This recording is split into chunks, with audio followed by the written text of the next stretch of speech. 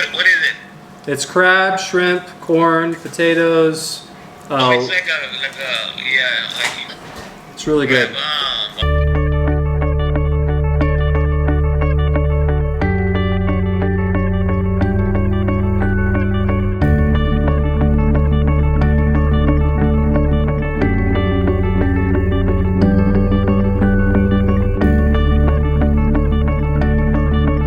Hey!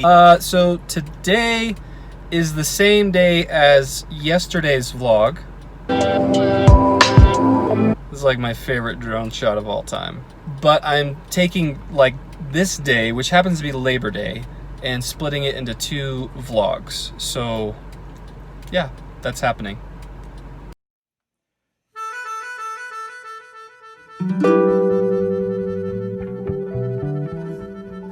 Yeah, today is Labor Day, and we're gonna try to get a good chunk of stuff from the grocery store to be able to have an awesome Labor Day feast. But there's a lot of people here, so we'll see what we can get.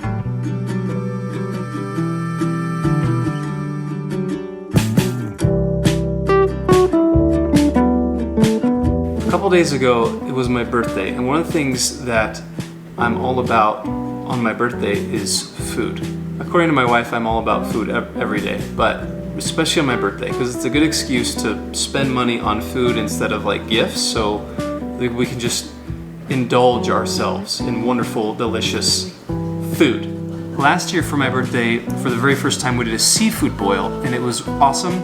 I'm gonna try to replicate that as much as possible, but within staying in a tight budget that I have. But these are the ingredients that I have, and if there's anyone watching this who is like a seafood boil expert, please, do not critique this. I'm not showing this to you to give you like, here's my recipe and you should do it. No, it's just to make the vlog fun today. And so please, if you have complaints about the way that I do my seafood boil, just don't, you know. First off, I got a 1.5 pounds of shrimp cooked tail from King Soopers, so you know it's quality stuff. I got these bad boys. Yeah, look at that, delicious. They're going to be the best. This is snow crab legs. This will be interesting. Then we have some lemons that we're gonna chop up and stick in the boil. Some delicious corn is gonna go in there too. These are not all of them, but we will put red potatoes in the boil as well. Some oranges to get a nice citrusy flavor.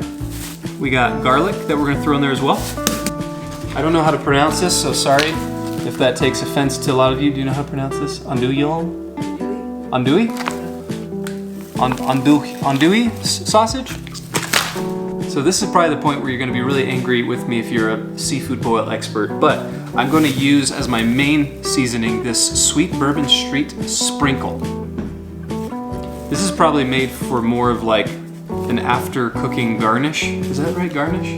But I'm gonna stick this is gonna be the main stuff in the boil. I'll put some other seasonings in there as well, but this is gonna be the main, this is gonna be the MVP. You can't forget, got the butter for the dipping sauce, as well as the cocktail sauce. The irony of today is wonderful. So we're doing a seafood boil, and today's passage is the book of Jonah. Squinchy. Squinchy. Ah. That's a little bit. Labor Day. It is Labor Day, but it's day 177. Today we are covering the entire book of Jonah. Which when you say you're covering an entire book, it sounds very daunting, but Jonah is a very small book. We're all very familiar with the story of Jonah and how God had called him to go to the people of Nineveh and tell them that God is bringing destruction to them. But Jonah, because he had such a disdain for the people of Nineveh, he didn't go. He went the other direction. He was literally trying to run from the presence of God. And then that big fish comes and swallows him, and and then he like repents and is very sorry about not obeying God in the first place, and then he obeys God, and now he goes to Nineveh and he tells the people that God is going to bring destruction to their city. This very pagan very not following God people repent and they turn to God, and God relents from destroying the people in the city of Nineveh. And then Jonah, he's like upset about it, and it's interesting, and this is kind of the focus for today. When I was reading this passage, it just really stuck out to me. In chapter 4, verse 2, it says, "And he prayed to the Lord, and said, O Lord, is not this what I said when I was yet in my country? That is why I made haste to flee to Tarshish, for I knew that you are a gracious God and merciful, slow to anger and abounding in steadfast love, and relenting from disaster." And that was, like, this is crazy. That was Jonah's reason as to why he did not want to share about God to the people of Nineveh, was because he knew of how good and how wonderful God is and was in that story. He's like, Jonah's like, he's a bad prophet. He's not a good prophet. But yet we see in the midst of this crazy story that God, he does show his graciousness, his mercifulness, his steadfast love, his relenting from disaster when people turn to him. We see that aspect of God revealed here. And as we consider, just even in our own day and age and the things that we go through, it's important that we remember that God, he still has that heart towards even us. It's a matter of us turning and, repenting of our sin and turning to God. And in so doing, we see this very gracious and merciful and loving God that is just pouring out his blessings upon us.